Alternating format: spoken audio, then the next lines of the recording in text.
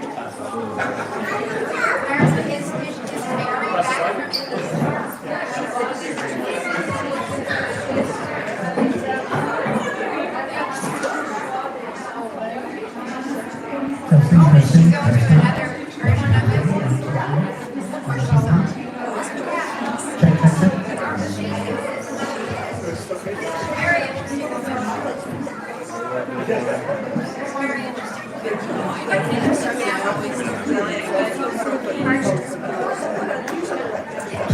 Testing. 1, 2, 3. Check.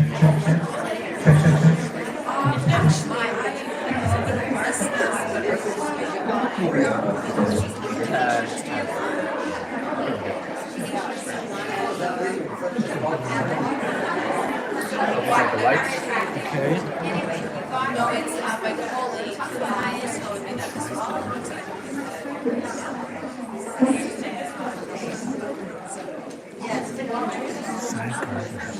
Rosie Daykin. Hi. This is Rosie Daykin.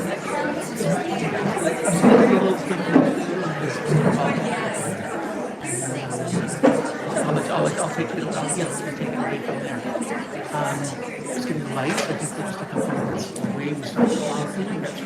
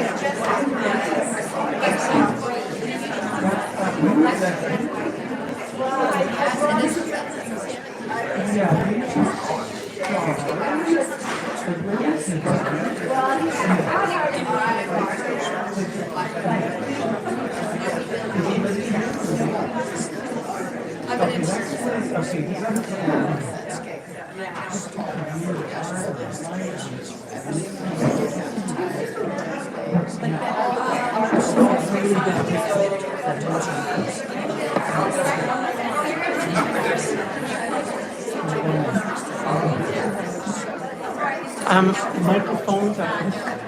This is Christy. Yes, there's two microphones. I'll hand off one of the victims talking in a second.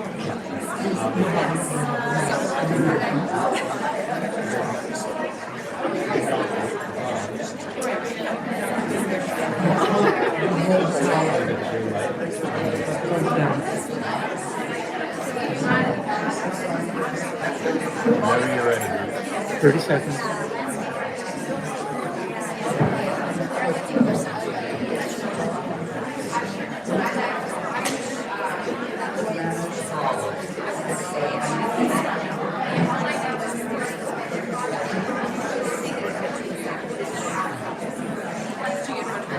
Good evening.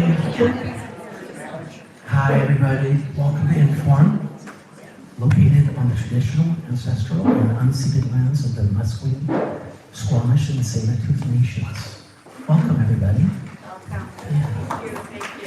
I just want to take a moment to thank the Inform staff for getting us together for these events, although the food and everything was provided by the author of this evening, which is unusual, and that's why it looks so fabulous. Anyways, by the way, just in case everyone missed it, there was a stunning book for sale, and it's to die for, and it's so beautiful. The photography is second to none. The detail is unbelievable, and everyone hopes to get a signed copy at the end. Anyways, without further ado, I'd like to introduce This evening, we got Rosie Daykin.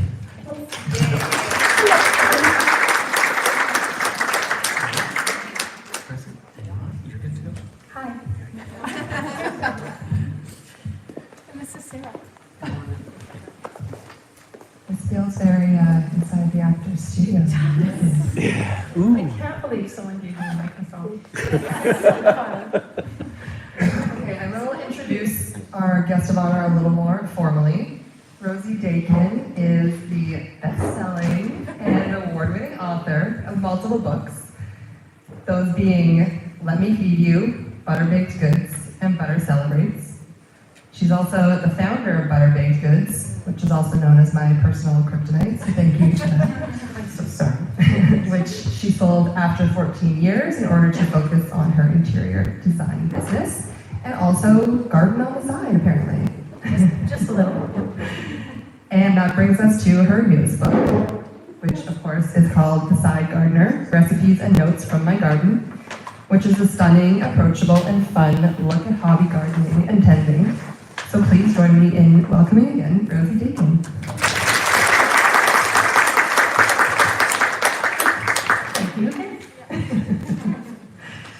So I'd like to start with a funny anecdote, which is that when Rosie and I made a plan to get on the phone last week to just briefly discuss this event, she was, let's say, a little bit late because she lost track of time in the garden. I was in the garden. It was filthy, disgusting, it looked horrible, and then, yeah, I spaced and I forgot, and so, yeah.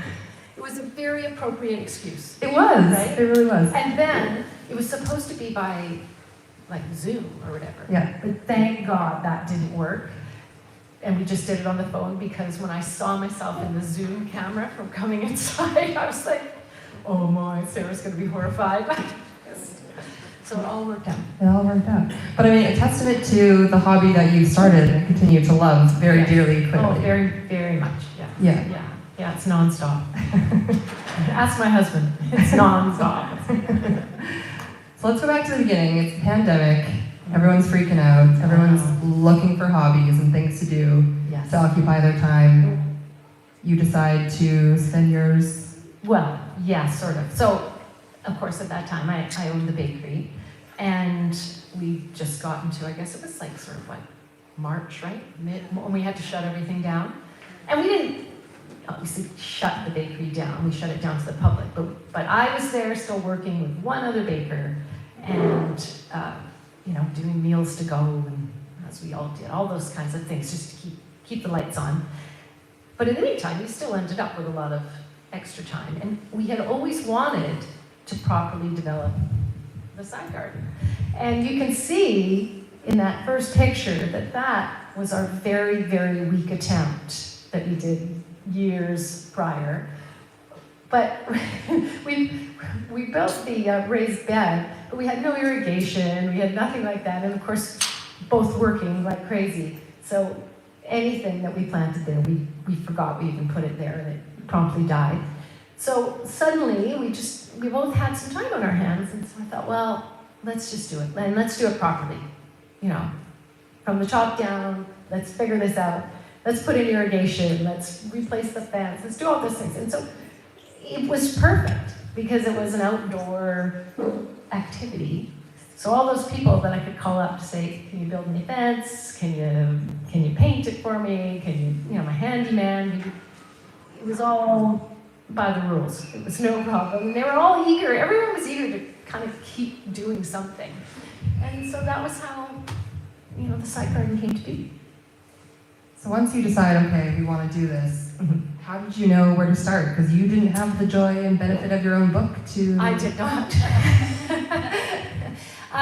Well, prior to owning the bakery, I was an interior designer for a very long time. And so I would say that my approach to the design of this garden really stemmed initially more as a designer than as a gardener. I mean, very little about gardening, I would say at that point. Don't tell the gardeners who said that. Well, okay, but I'm telling you the truth. It's true. So, I mean, I just knew aesthetically what I was trying to achieve. And And once I had sort of this defined space to work within, then the rest of it was sort of just like, first of all, laying it out for me, like what can I fit in here, how much, how many of these raised beds can I get, and then all the finishes, and so I was really almost designing, I was designing a home for fruits and vegetables and flowers, and then of course they came after the fact. So that's really how it evolved. It just was more for me about visually what I wanted the garden to look like, more so than at that point, what was I going to be growing. But then once I built it, if you build it, the veggies will come. And so then we could kind of start to play with that. And it's a learning, again, like most things, a learning curve. Shortly after that, then came, the chickens. Oh, we'll get to the chickens. Yeah. So, yeah. Oh, look, see, there they are. Yeah. Gardening, I feel like, is such a romantic thing in theory for a lot of people. When you then started putting it together and actually doing the work, were you surprised at all by how much very little romance there, Sarah. Just tell you now. I think people do underestimate the sheer physical work of gardening. Like if you're actually in there digging the holes, doing the work, it is truly like a physical job. And in this case, where I was trying, from scratch, doing it was just non-stop, it seemed to me. But at the same time, so gratifying. So, visually for me, wow, okay, I was creating this little world down there.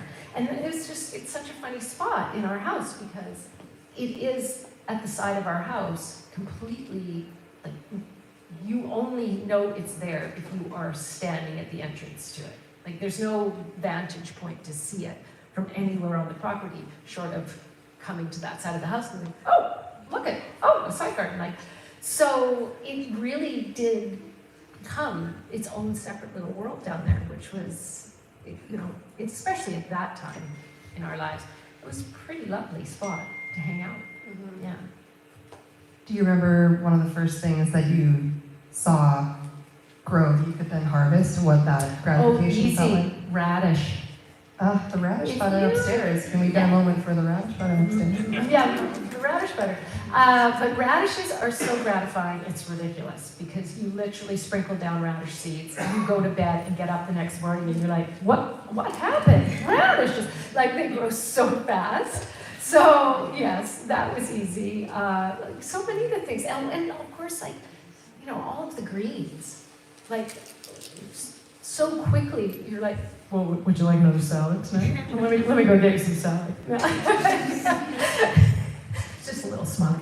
But yeah, all of that stuff was so great. Tomatoes, I would say, can be a little more challenging, the tomatoes.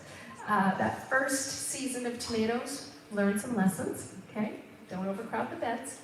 Don't.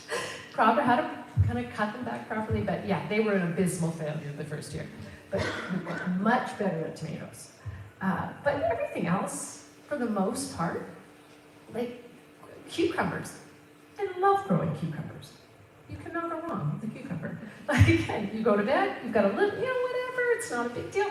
And the next morning, I should put a time lapse on cucumbers just to see what happens in the side garden. It's crazy.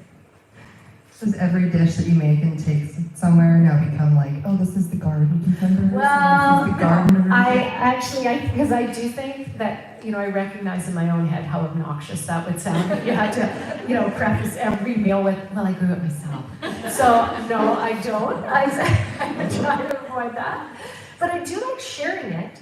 I do think, for those few months over the summer and spring and summer there where if you're going to someone's house or whatever, it's awfully nice to be able to take them, whether they're the flowers I grow or, the extra zucchini, because there's so many zucchini. It's really nice to be able to share that with others. Were there moments that you really wanted to throw in the shovel, so to speak? I would say not with the gardening. No, not at all. Gardening is not like that. Gardening is an addictive, crazy thing that it's just more and more and more. Like literally, 2 days ago, I took my husband onto the front lawn, and we don't have a big front lawn. And I've got this white rope laying on the lawn and two big things. And I go, these are the 2 new beds that we're going to be cutting out this weekend. It's just like, more flowers. Yes, we're getting more. So no, I would say that with the chickens, there was some moments where I thought, oh man, I gotta get rid of these chickens. But I've come around. They're fantastic now. Okay, so how are the chickens? Are they sleeping well, enjoying the sun? My chickens are very happy chickens. They have a dream chicken life. But again, that's because they have taught me well. That's the secret, I think, to chickens, is you just have to take the cues from your chickens and don't try and get your chicken to be more like you. It's never gonna happen. So yeah, the first year with the chickens, and so that's kind of a weird story, but when I first got chickens, we had 4 chickens, because you're allowed to have a maximum of 4 chickens. And so we get them as teeny tiny little baby chicks, 2 days old, right? And they're growing, they're still pretty small, and my cleaning lady and her husband come to the house once a week on Fridays. And Lynn's husband, Sinan, he doesn't, he's not that talkative, but he's a really nice guy. And he knows animals, he knows lots of things. And he just looked at my chickens and he said, that one's a rooster. I said, no, it's not. No, these chickens are like 98% sexed. That's a hen. It's a rooster. I'm like, whatever. It was a rooster. He was 100% right. And you're not allowed to have a rooster in the city. That's a no-no. Because they cock-a-doodle-doo all day long. Yes, they are. It's insane. You just think they're going to do that at dawn, but no, they do it all day long. And so, anyways, I knew that I was going to have to, rehome the rooster, and then that was heartbreaking. That's his whole little tribe, his whole harem there with the 3 ladies. Anyways, those 4 chickens kindly went to live out in Langley at a place called Aldor Acres, which is like a working farm. Lovely spot, I love it there, and I can go and visit them. So then I thought, okay, no more chickens. That's it. I'm just not doing the chicken thing anymore. And that took about 2 months until I said to Paul, I think we need more chickens. I miss the chickens. And so we tried it again, 3 more baby chicks, and they were all girls, so it's fine. So what have the chickens taught you? Patience, a lot of patience, because always have a spray nozzle on jet in your hose anywhere because they make such a mess, you're always hosing things down. But it's interesting, we think you get chickens just for eggs. But really, the eggs are a sidebar. I mean, if we get the eggs, great. If we don't, I don't care. Because they are a fascinating bird, like birds in general now I'm obsessed with, but when you watch them, they have so many interesting characteristics, and have you ever seen a chicken sunbathe? Okay, I'm going to tell you right now, that is one of the greatest things you are ever going to see. When a chicken finds a sunny spot, and it walks into the sunny spot, lays down on its side, and spreads out its wings, and lays back. It is a thing of beauty, okay? I'm telling you. Or a chicken take a dirt bath. Unbelievable. I mean, I don't know. I think they're fabulous. Chickens, they're just like us. Dirt baths. Dirt baths.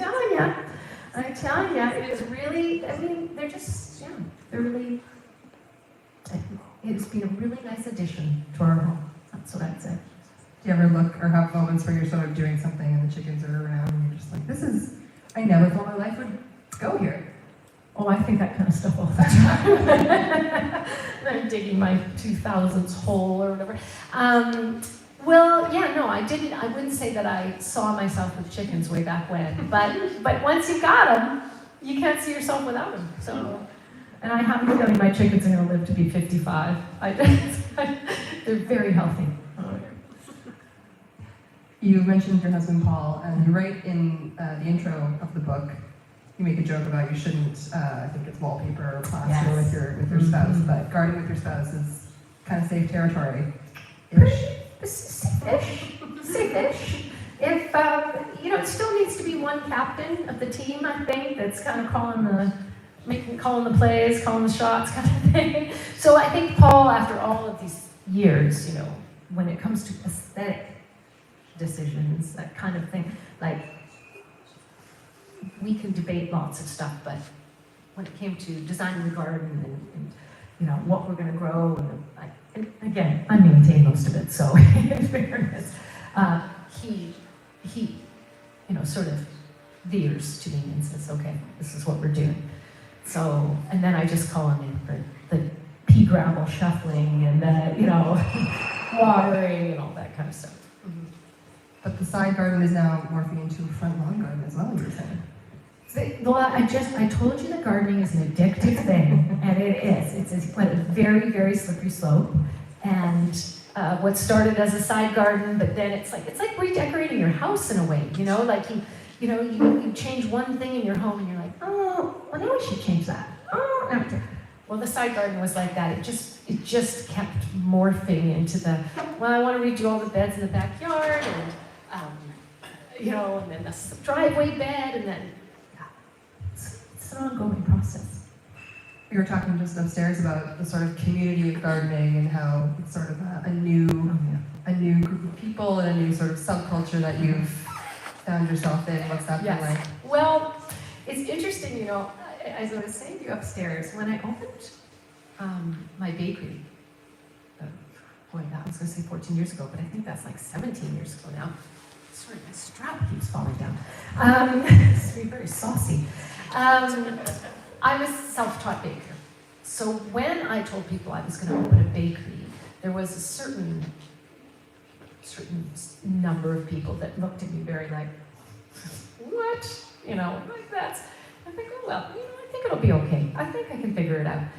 And it's the way I do things. And so I would say there was some resistance from some that maybe were in the food business already, or, because I just didn't have, we'll say, the credentials at that point to do that.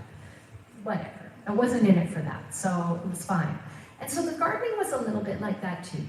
So, because the gardening world is, it is a bit of a club in a way for the really good gardeners and stuff. So I would say that it was the same sort of exercise coming into it as a, self-taught, just there to learn kind of thing.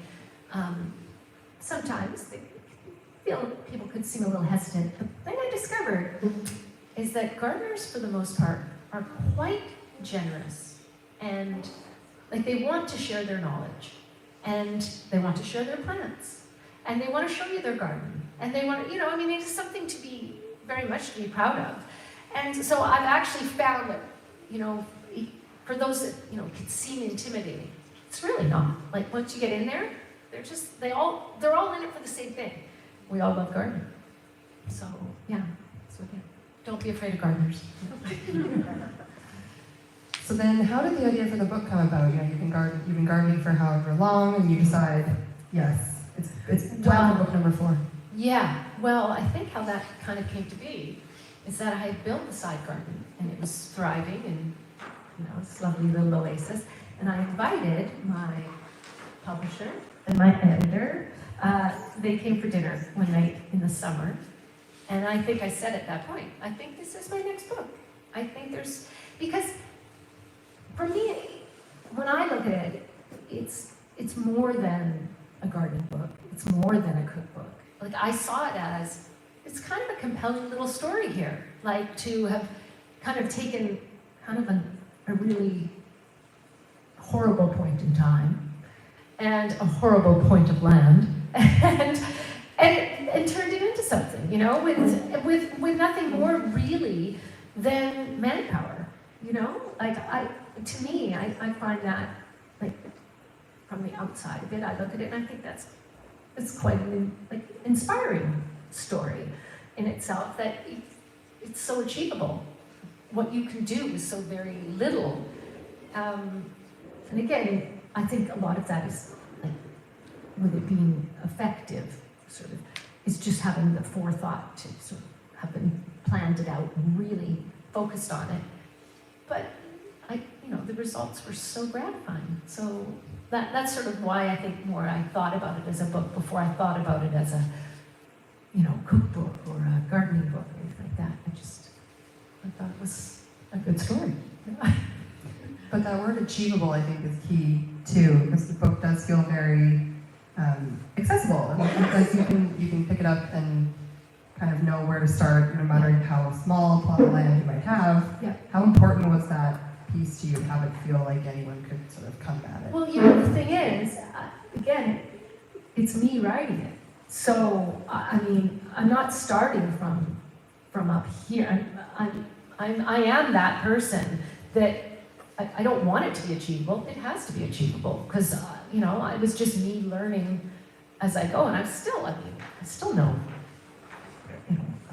I know a fraction of what others around me would know. But, that's the way I approach, and I approached all my books, really. I mean, none of my recipes are, highly complicated or anything like that, because that's just the way I cook. And it's the way that, I want, it's the kind of food I want to eat. It's the, the big thing, I guess it's kind of how life I want to live. Like, I'm not, I don't like a lot of pretense, and I just think everybody should be able to, have a piece of it, in a way, if that makes sense. I don't know, but. And how do you go about creating the recipes? Like, what is that process like? Well, after 4 books, I'm getting, it's getting easier for Nancy in a way. But this one was fun because my first 2 books were written, of course, from the bakery. So those recipes were recipes that I had developed to use at the bakery, and then it was a kind of a question of me scaling them back down again for the home cook, because you don't want to make 144 Hello Dollies. So, but that was easy. Like that, that was kind of, I knew what I was working with. And then Let Me Feed You was the recipes that I'd been cooking for my friends and my family forever, right? So that, I was drawing from that, was a very natural, easy place. But when it came to the side garden, I had to sort of, in my mind, I'm like, okay, I'm looking at all of these vegetables and trying to find that same approach. Like, the vegetables are supposed to shine. This isn't supposed to, they're not going to be buried under a bunch of sauce and spicy things. And, really, it's about the vegetable. You've gone to all this work to grow them. Let's enjoy them for what they are. But also, sort of, at the same time, trying to find sort of, appealing or interesting ways that we might utilize them. That, some of it's expected, some of it, you look at it and think oh, okay, like peas and mint and pancetta or whatever, you go, okay, but it's delicious. And some of it is like the radish butter that you might have had upstairs, where we're just looking at ways that we could utilize all of this stuff. So really it started with the vegetables, and I worked backwards from that.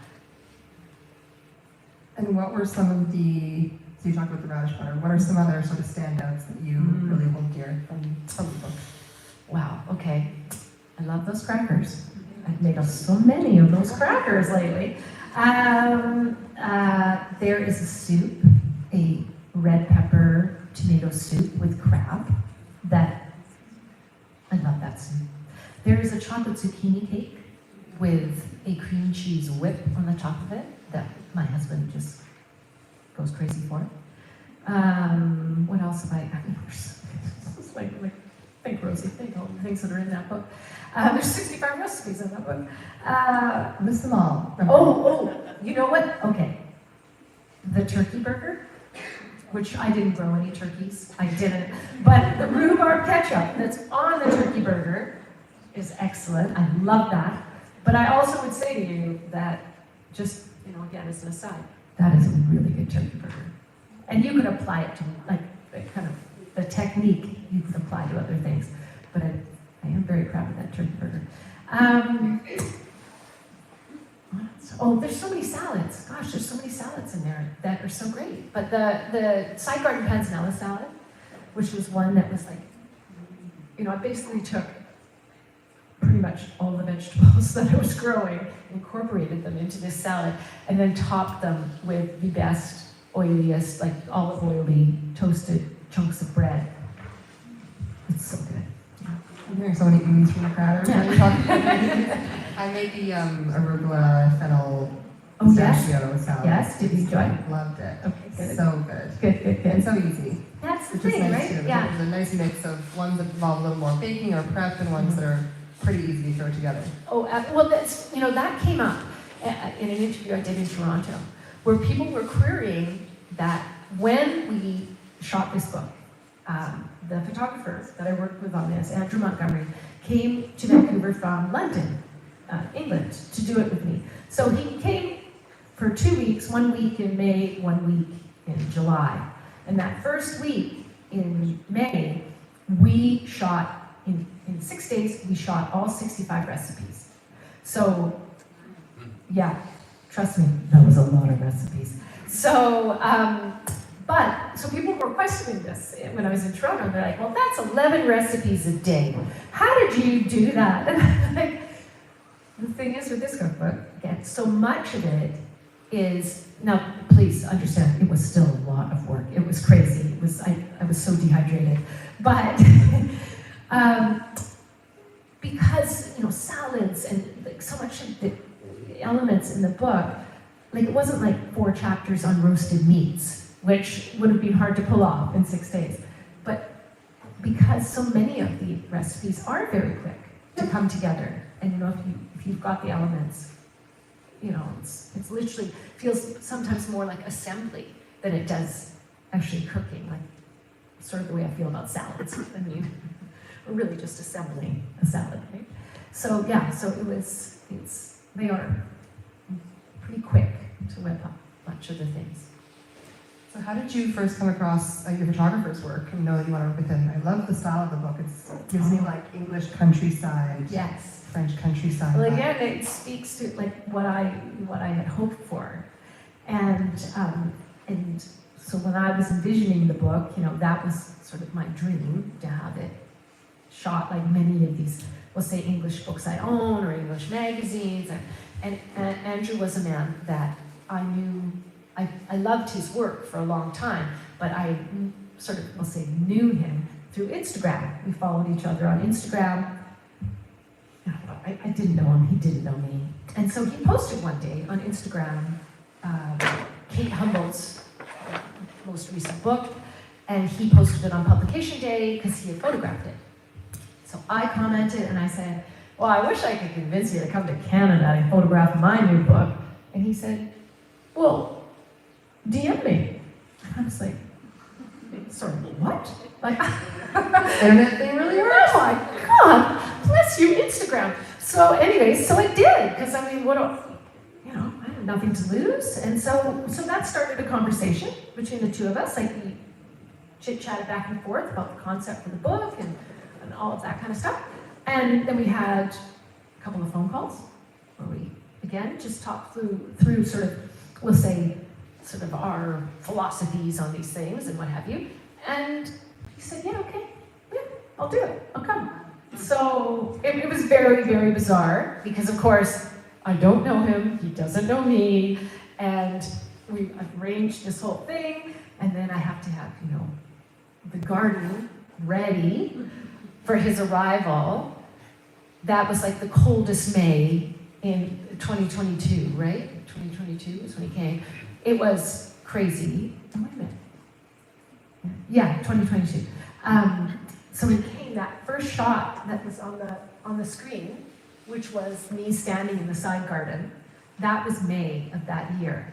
Yes. So do you see how small the tomato plants are, and because it had just been so cold and so down. Now when he came back, in the next pictures, you can kind of see I'm standing at the end of the garden. That's in July, so you can kind of get a sense of everything had come in quite well. But yeah, so when he got off the plane, I mean, he was coming to Canada. I hope there's no border patrol in the audience, but because of course, I said to him, look, yeah, just come, just say you're on vacation. And he's like, oh, okay, great. So I'm waiting at the airport, and I'm like, what is taking him so long? And then my phone rings, and I'm like, hello? Of course, it's the guy at the border patrol, like the customs man. He's like, are you waiting for a man named Andrew Montgomery? I'm like, oh, this isn't going well. This isn't going well at all. Anyways, we sorted it out. It was fine. I promised the man at BC Customs or whatever that Andrew was only coming on a holiday. It was fine. It was totally fine. And then, of course, he comes out. He doesn't know me. He's so freaked out. He's like, am I going to jail? It's like, no, it's going to be fine. It's going to be fine. So, yeah, I'm all freaked out. Is that his first time in Canada? It was his first time in Canada, yeah, so he was pretty stressed about it. The results don't show that. The results look very calm. No, well, and it was a really fabulous experience working with him, because what we figured out very quickly was that we worked really well together. Like, we both have a very similar, we'll say, eye for what we wanted, and a similar work ethic. And so it was so seamless, like there was no, like we'd almost argue like it was like we had the same set of eyes through the process. So it just made it so efficient in that, 65 recipes, yeah, no problem, because I'd produce it, I could bring it to him, we could look at it, this is what we think, let's put it on this, great, okay, bye, I'm gonna go cook the next thing. And like, we could just keep it rolling. There was no downtime. Then there was also an aspect of that for me personally, where it was like, he's only here for 6 days, okay? We need to be like as efficient as we can with this. And it just, yeah, it worked great. So trust social media, it's okay, yeah. And did you cook every one of the recipes yourself for the book? Yes. Wow. Yeah. A lot of work, no help. Well, I had one day for about 4 hours, my niece came over, and she, did some prep and stuff for me. But she has 3 little kids, and so, it was just fun to have her there too for the afternoon. And then I had my daughter, India, who's here in the audience. And India, well, she could kind of, sometimes she'd prep some, like, cut some things up for me, or those, but mostly where India helped me was everything else. So she could, technical problems, like from my computer to running to get the ingredients to just be, this extra set of hands, which was, I couldn't have done it without India. So, yeah. But no, we just made it all. And so we would cook. Well, I would cook and photograph during the day. And then we also did a lot of other shots too, not just the cooking. So, it'd be like 5 o'clock in the morning. There's pictures of me in the book out in these fields of cow parsley, which is down at Southlands Nursery, down by Southlands, down by the river. And Andrew thought, yeah, that would be good. We should get that shot. So, 5 in the morning, we had to go down there and stand in the cow parsley and take those pictures. And then we get back and start photographing food. So, yeah, it was full on. So you started the garden in 2020, right? Mm-hmm. And you were photographing this by 2022. Yeah. You work very fast. Yeah. Well, again, I'm beholden to the garden too, right? I mean, that's the funny thing. Like, you couldn't, when you're shooting the Butter Cookbook or the feature, like, we could shoot those books anytime, right? Any month, wouldn't matter. But not when you're doing a book around your garden. Then, you have this limited window, and you want to get it, even telling him, picking the dates for his arrival for the photography. It's like, okay, well, I think by the 3rd week in May, yeah, it should be great. Well, that was based on the 3rd week in May the previous year, and then, so you really can't control all of that. And so that was quite interesting. in that way. Like I would have loved, part of me would have loved to have been able to stretch it out a little bit more, but we got it done. This is a genuine question, mostly for myself. How do you find the time to do all that? Well, I mean, now, I will say, prior to selling the bakery, I think those 14 years are a bit of a blur for me, to be honest, because I look back on that now and I think, oh my God, how did I do all that? But now, with not having a bakery, I do have a lot more time that I'm available to do this sort of thing. And I'm very much, some people, some gardeners, they look at the garden and they say to me, but what comes next? What do you have? What does the garden look like in the fall and the winter? And I don't know, because what happens come October is we shut the garden down. I get the winter off, and then we come back and we do it in the spring. Yeah. Fair weather. Yes, very much. There are a lot of studies, though, about the connection between gardening and mental health. Yeah. I'd love to hear your I own 100% believe that, all of that.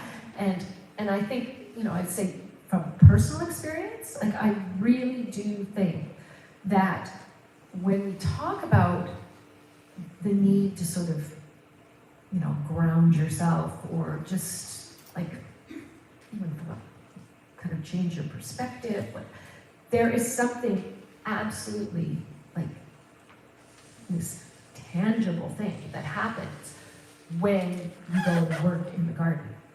And I don't know if it's like strangely like the actual connection to the soil. I don't know what it is, but I say in the book that the whole experience, like literally the greatest peace of mind you can have. So no matter how bad your day is, no matter how stressed you are, and all the things that were going on in the world at that time, which was really unnerving, all of it, you just didn't know if you were coming or going, really. You could spend 20 minutes working in the garden, and I would just like, it's all good, it's all fine. So maybe that's part of the addictive quality of it. There's no way you're going to give that up once you've experienced that. So people talk about forest bathing and all that. Yeah, for sure. It is something about going out and being reconnected. There's no better way to ground yourself than literally touching ground.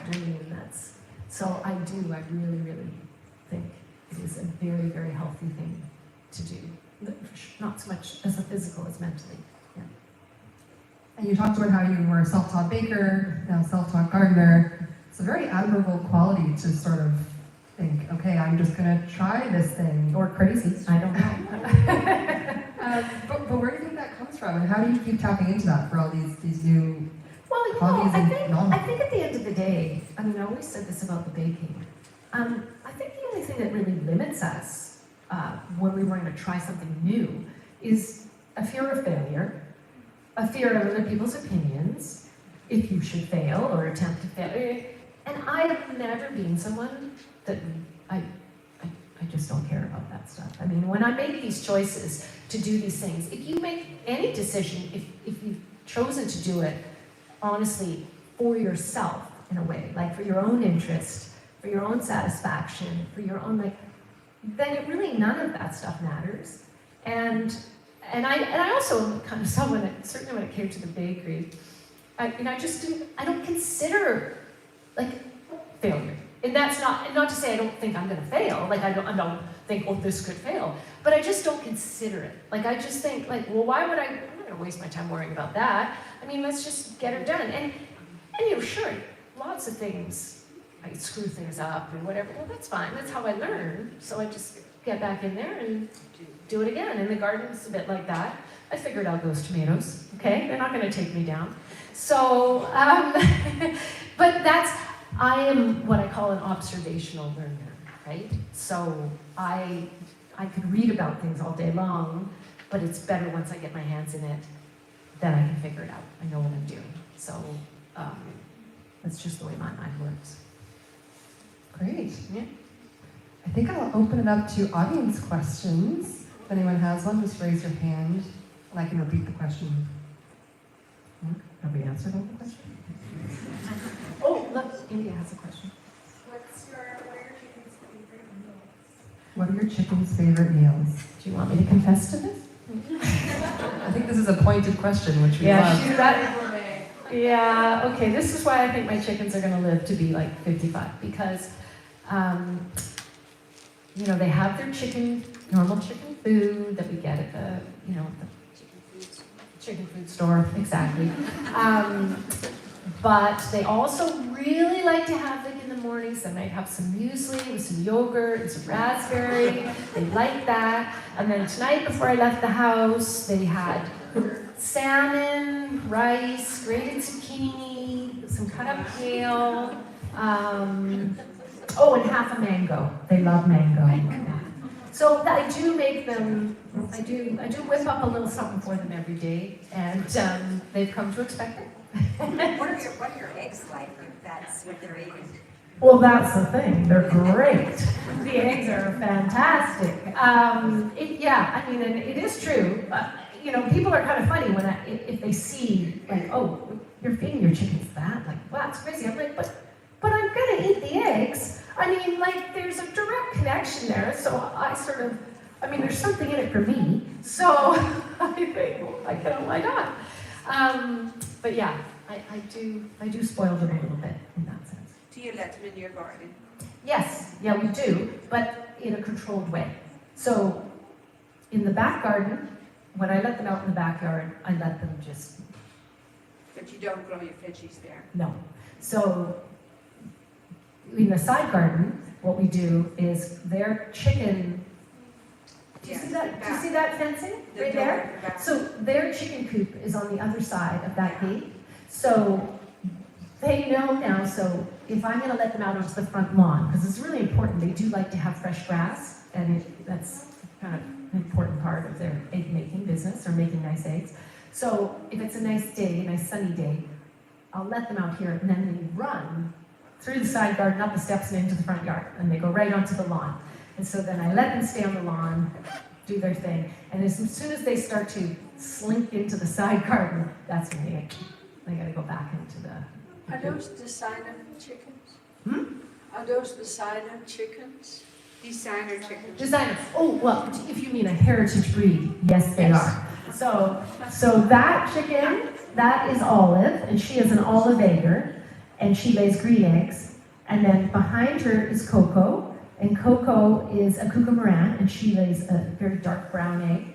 And then I have another chicken, Regina, who just the little bums back there, and she's an Americana, and she lays a blue egg. Yeah. Do you ever eat roast chicken, or is that off the menu? I absolutely do, but just not these chickens. So, and I never tell the girls when I'm doing it. But yeah, no, I do. What was the determining factor? Why did you decide to have chickens with the side garden? You know, it was a funny thing, and I blame it on the power of, you know, magazines and social media and all this kind of stuff, but I had this very romantic view of having chickens, and boy did I learn. But when I said to my husband, I was like, hey, do you think we should get chickens? And I was very surprised because Paul said, I was thinking the same thing. Really? I was like, really? Oh my God, okay. So yeah, so when we first got chickens, can you see that fence that's there? That we didn't even have a fence. That's how ignorant we were about chickens. We were like, oh yeah, this is great. This is their coop, and this because we had this beautiful coop built for them and all this stuff. Yeah, so this is the learning curve I'm talking about, and you know the need for good infrastructure. So we figured it out as we went because you know that first summer in 2020 with those chickens in the garden, like they clear cut the side garden. There was nothing left. There was, you know, I had lovely pots, and like there was one day like all these chives, and I come out and I look and like they just, and even the plants, this cracked me up. Even the plants that they say would kill a chicken, like foxglove, did you tell us? They say like, oh, very poisonous. Not my chickens. They ate all the foxglove and they just smiled at me like, oh, that was good. So, yeah, that's how it came to be. Do you keep bees as I don't keep bees. I was going to. It was a gift actually from my sister one year because she had bees, and through this, I want to say almost through this service. So it was like this man came and he actually put the hives in your yard, and they sort of maintained them. You got all the honey, and then at the end of the season, they removed them. And so she gave that to everybody for Christmas one year, that we were all going to get these hives. And that was the same year that they announced the fear of the, what was it called? Do you know that? The super hornet, or the super, there was this fear that this was going to infiltrate us. And what are they attracted to? But honey. And so I called my sister and like, hey, so listen, is it okay if I don't get that hive this year? I was like, I'm petrified I'm going to get this crazy hornet in my yard. And she said, yeah, fair enough. Yeah, okay, never mind. Yeah, so I didn't do it. Did COVID give you these inspirations? The time that COVID provided gave me the inspiration, yeah. I mean, I had always wanted to do it. I just never had the You're time. very domesticated now. Yes, I am. Very, I'm a homesteader. Yeah. We all became one. I'm curious, having the bakery was such a big thing for you for that long period of time, and then dealing with it through COVID. Was there a reason to sell it? And then... Oh no, I had planned to sell it before COVID. Oh, okay. Like that was my sort of long-term plan. I say to people, my husband is 10 years older than me, and we were just sort of looking at our life plan and what we want to do, when he retires and all this kind of stuff. And so I sort of thought I won't do this forever. And it was 14 years I'd had it. And so I had that plan, and I'd sort of, there's a lot of work involved in preparing your business for sale. And so I had done all of that in December of 2019. And then, of course, March of 2020. So that kind of, just kind of pushed it at the side while I focused on dealing with that. But, butter did really well through COVID. It was very, which only sort of, we'll say, reinforced its value as far as selling it went. So it was, once everything started to kind of will right itself a little bit, then it was fine. Do you do a lot of edible flowers? I do. Because I like beauty. Yes. So Absolutely. flowers. But my favorite, well, you saw in the cookies upstairs. Did Yes. you see all the viola, all the pansies? Yeah, I plucked all of those and put on those cookies, yeah. Nasturtiums, yes. Maybe I've got one or two more. Yeah. What do you do with the chickens in garden when you travel? Oh, well, the same, I say my same lovely cleaning lady that comes once a week, when we go away, her and her husband move in, and they are very well versed in chickens and gardening. And so it's really, I couldn't travel without them, because they're, we need them. That's And you have a sprinkler system that you said was really important. We have we have drip irrigation in the side garden. Yes. Because it's self-facing, and it gets very, very warm on that side of the house. Yeah, that is the secret. I'm disappointed that you don't do all 4 seasons. I'm sorry. You know what? I am not disappointed, because I need a rest. What cabbages and carrots? Yeah, no. I really enjoy putting those beds to bed. Okay, we good? Yeah. All right. Thank you.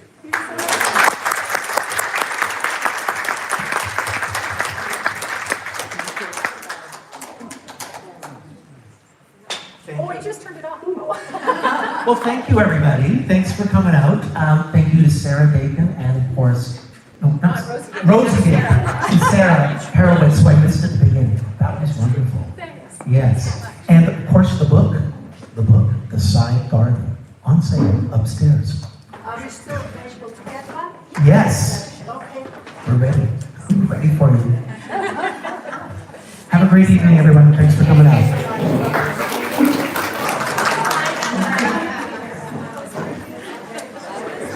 It's funny, but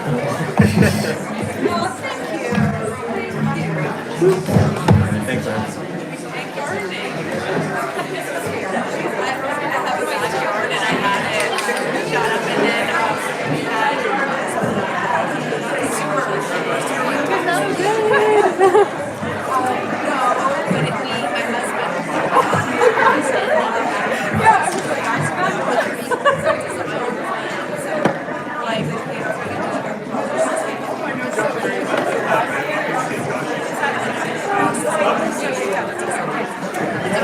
Hey, Cindy, come on. Nice to meet you.